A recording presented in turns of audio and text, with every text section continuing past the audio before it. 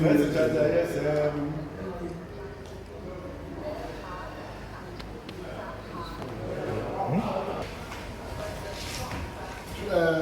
can never from this.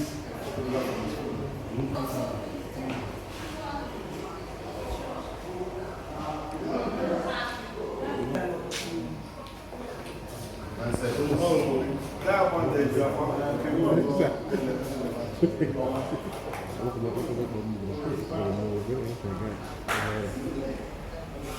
also, we will live in our head and our lives. We have this also in every month. You will number one. Stand up by the no, you. Well, I don't know. When I'm kidding, you know, you're going to my father passed out to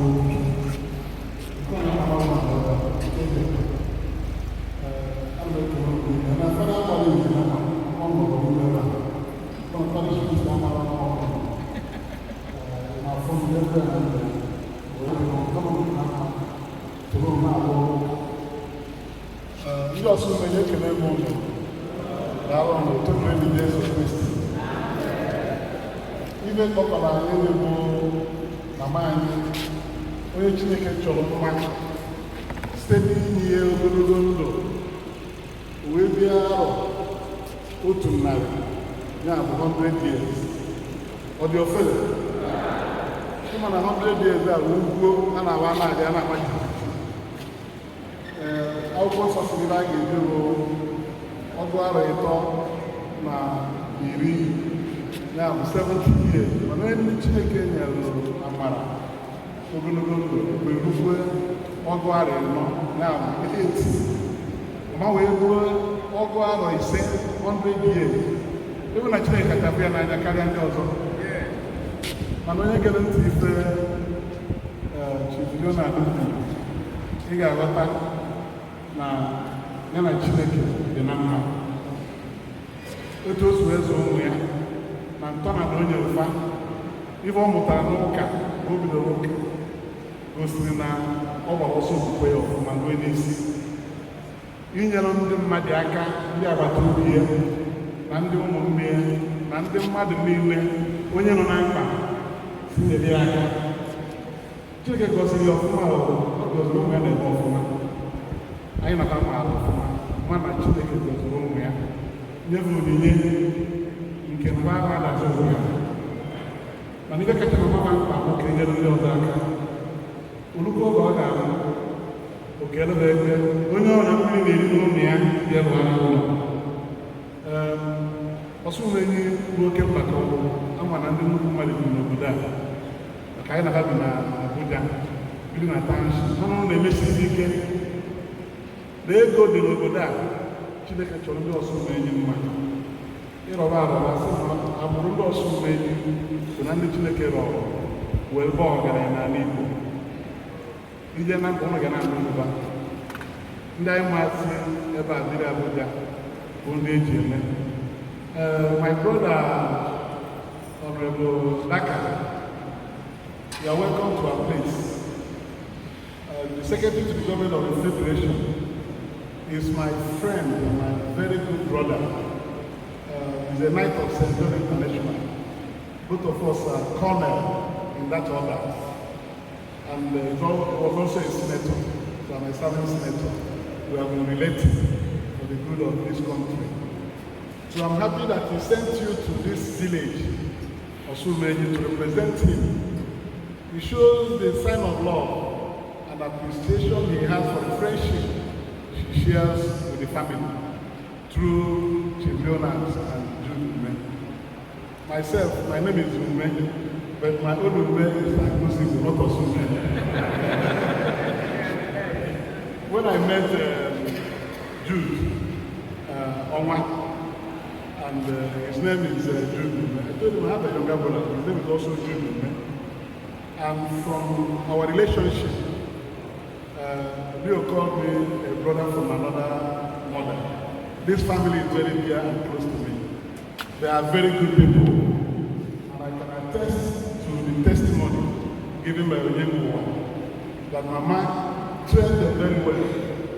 They are very godly people, very humane, very kind, ever ready to support somebody who is in need.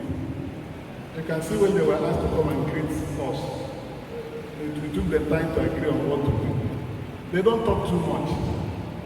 Jude doesn't say anything. The way you are seeing here, you can't ask him to say something. He'll be looking at you. But he knows what to do when the time comes. So we are happy to be here, all of us gathered. Madina Jareba. This is our way, Chineke Kene Makando Mama. Ogogono Ubi Mwa. Na ezigbo ọsụsụ nyere ụmụ ya na ezinụlọ ya. Jude na Leonard, 847 Abuja. You won't believe what you will see. The type of love and mutual respect they have for each other as women. On the head to a benny, all from family around the river. When I saw my family and I like Jesus. Amen. What did I say about Jude Ume, His Excellency? All while I knew, me have his boy, Umeh Akubude. Na tata na kwesịrị ịbịa mana etupu na agụ mgbere mana ọ bụ ego ihe maka ọrụ ụlọ na Naịjirịa bụ ode akwụkwọ gọọmenti Naịjirịa niile na ụlọ ahụ n'oge anyị kụgharị aka ma ọ bụrụ obere mmadụ were na-ekwukwa na ka anyị bụ ndị Naịjirịa ka anyị haliko nke obi. Let us be hopeful that Nigeria will be better. No matter the challenges we face as a nation, he prays and hopes that Nigeria will be better for everybody. So as Secretary to the Government of the Federation, he is requesting all of us to be patient with what is going on in Nigeria, that one day God will intervene. I believe him because he's a Catholic and a Knight of St. John. So I know that he's spiritually empowered and that he will always say the truth. So let us be patient and be prayerful. I know Nigeria.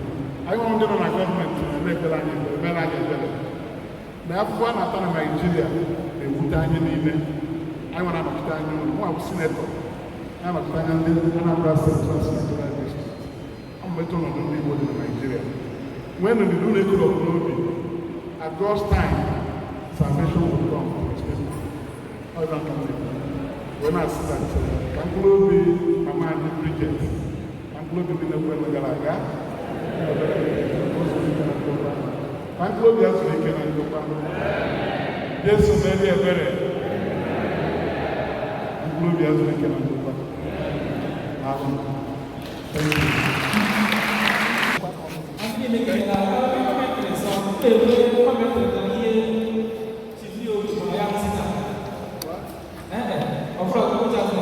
Thank you.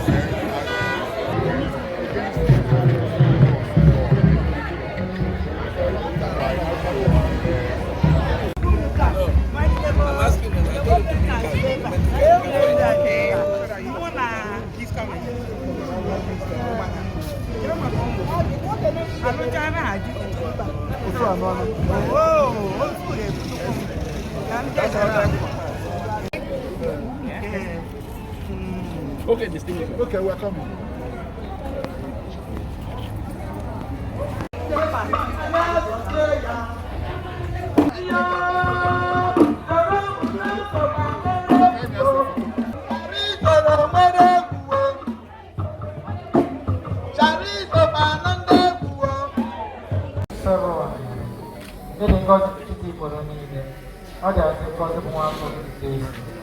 Maria so Jabala Tinza, Kita, Namanoa, Elquet Nachuku, Napoli, when you're getting when I just the priest of Muaisa, when you have to read, I think you came to Monster, and when I visit Maria, but I've looked upon this fire, Abodi and on war in the area, Posida and war, no Pachin Castle, was nothing around with her, not going anyway, no matter me to Punta. Never go to see them.